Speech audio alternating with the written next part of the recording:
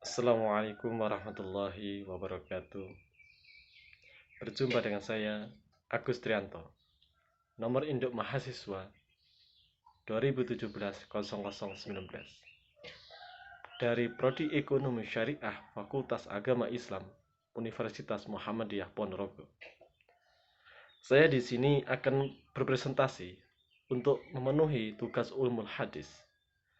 Dan materi yang akan saya sampaikan adalah kedudukan dan fungsi al-hadis. Islam sebagai agama yang rahmatan lil alamin memiliki peranan sangat penting dalam membentuk peradaban manusia. Sebagai agama, Islam tidak hanya mengatur hubungan manusia dengan Tuhannya, akan tetapi juga hubungan manusia dan manusia, serta hubungan manusia dan alam sekitarnya. Ada beberapa pertanyaan. Bagaimana kedudukan hadis sebagai sumber hukum Islam? Kedudukan as-sunnah atau al-hadis sebagai dalam Islam sebagai sumber hukum. Para ulama juga telah bersepakat bahwa dasar hukum Islam adalah Al-Quran dan Al-Hadis. Dari segi urutan, tingkat dasar Islam ini as-sunnah atau al-hadis menjadi dasar hukum Islam kedua setelah Al-Quran. Hal ini dapat dimaklumi karena beberapa alasan. Fungsi sunnah sebagai penjelas terhadap Al-Quran. Sunnah sebagai penjelas atau tambahan terhadap Al-Quran. Tentunya pihak penjelas diberikan peringkat kedua setelah pihak yang dijelaskan. Mayoritas sunnah relatif kebenarannya.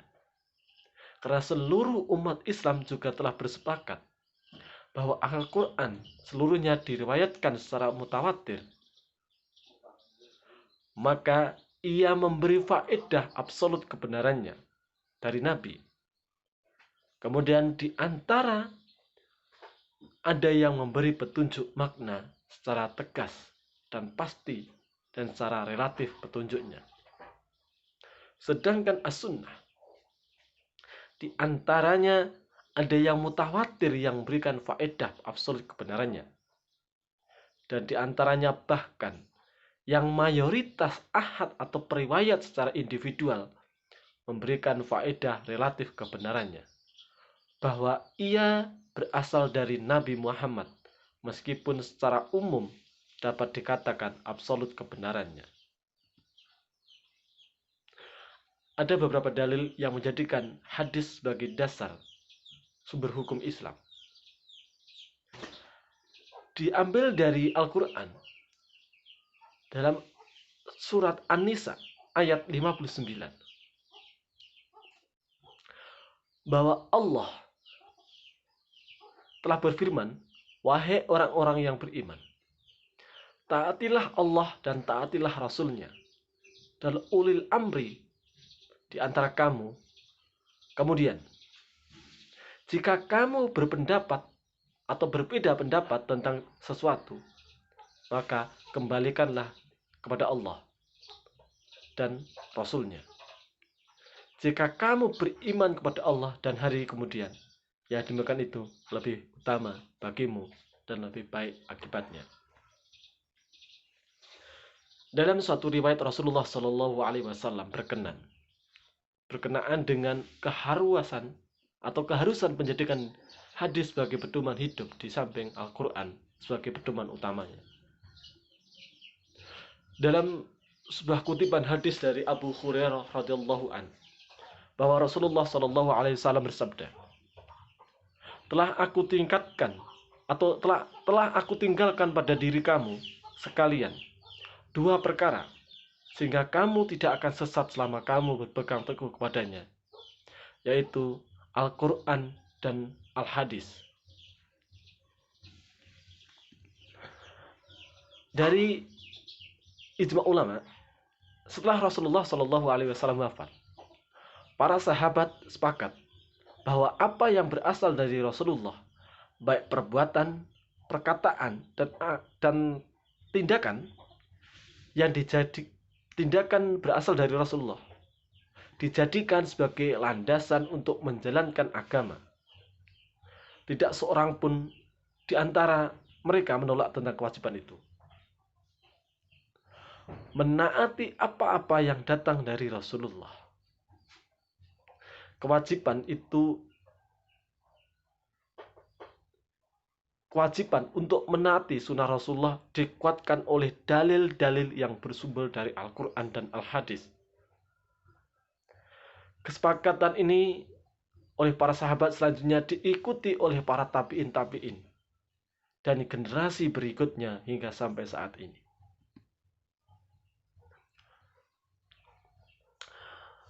Dalam argumen yang disusun berdasarkan pendekatan akal untuk menjelaskan kedudukan hadis, hampir tidak dapat dibayangkan betapa seorang manusia tidak akan pernah bisa menjalankan praktek ubudiyah maupun praktek muamalah dengan benar bila mengambil pijakan langsung dari Al-Quran tanpa mengetahui keterangan dan penjabaran dari hadis terhadap ayat-ayat mengenai hal-hal tersebut. Selanjutnya, fungsi hadis terhadap Al-Quran. Fungsi hadis terhadap Al-Quran adalah sebagai bayam tafsil. Yang dimaksud di sini adalah bahwa hadis itu menjelaskan atau memperinci kemujamalan Al-Quran. Karena Al-Quran itu masih bersifat global. Maka agar ia dapat diterima, berlaku sepanjang masa dan dalam keadaan dan bagaimanapun diperlakukan perincian. Maka dari itu diperlukan adanya al-hadis atau as-sunnah. Hadis sebagai bayan taksyish. Dalam hal ini, hadis juga bertindak sebagai penjelas tentang kekhususan ayat-ayat yang masih bersifat umum.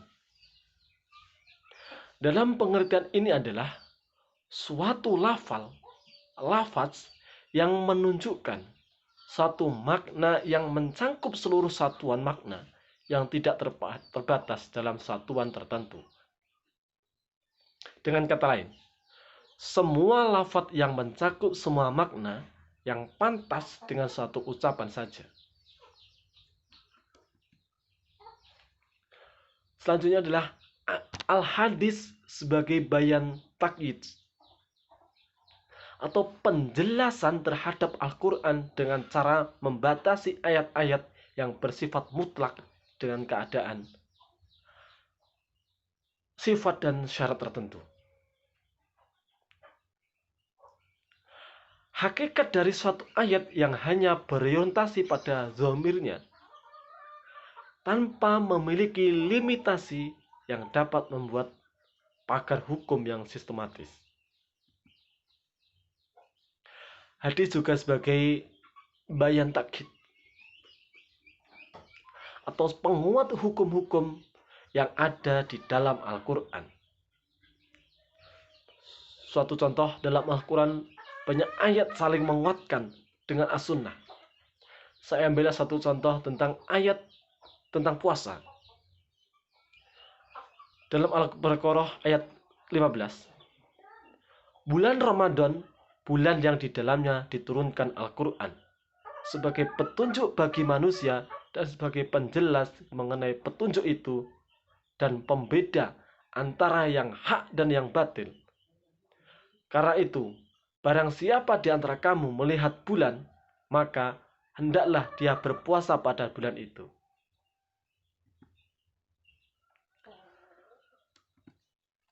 Hubungan Al-Quran dengan Al-Hadis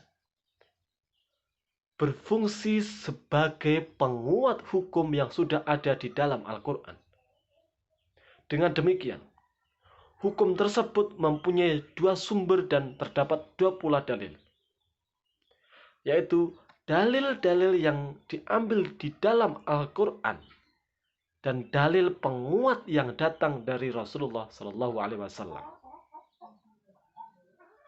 Terkadang As-Sunnah juga berfungsi sebagai penafsir atau pemerinci hal-hal yang disebut secara mujmal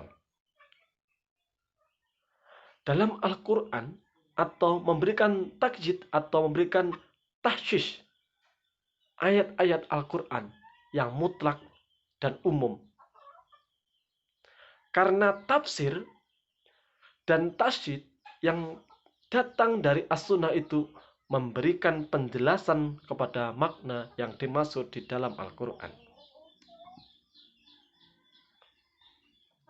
Dari penjelasan yang tadi, dapat kita ambil ke sebuah kesimpulan bahwa Al-Quran memang merupakan pedoman yang utama umat Islam. Namun isi dan redaksi dari Al-Quran itu sendiri masih sangat bersifat global. Maka dari itu, kedudukan Al-Hadis dalam Islam yang utama adalah menjelaskan ayat-ayat Al-Quran yang masih bersifat global. Rasulullah diperintahkan untuk menjelaskan tiap-tiap ajaran kepada para sahabat setelah beliau mendapatkan penjelasan dari malaikat Jibril. Terus peran yang kedua adalah agar dia menjadi pedoman ketika muncul persoalan-persoalan yang tidak secara spesifik terdapat dalam Al-Quran. Setelah masa Rasulullah Shallallahu Alaihi Wasallam, Al-Quran dan hadis dijadikan sebagai rujukan para ulama untuk mengeluarkan fatwa dan aturannya. Karena tidak menutup kemungkinan pertengkaran dan perseteruan akan terjadi di masa yang akan datang dalam berhubungan dengan hukum dan Al-Quran. Peran yang ketiga dari fungsi hadis adalah menjaga ayat-ayat Al-Quran tidak secara sembarangan dilencangkan, sehingga seolah-olah ayat Al-Quran berkontradiksi. Penjelasan Rasulullah SAW sudah merupakan penjelasan yang dapat dipahami bahwa juga telah ditafsirkan mendalam oleh para ulama. Rasulullah yang berkenan uswatun hasanah, segala sesuatu, ucapan, dan kepribadiannya adalah pencitraan dari Al-Quran. Sehingga umat Islam yang mengikuti Al-Hadis adalah mereka juga yang taat kepada Al-Quran. Cukup sekian uraian dari saya. Apabila ada kurang lebihnya, saya mohon maaf sebesar-besarnya. Akhiran, wassalamualaikum warahmatullahi wabarakatuh.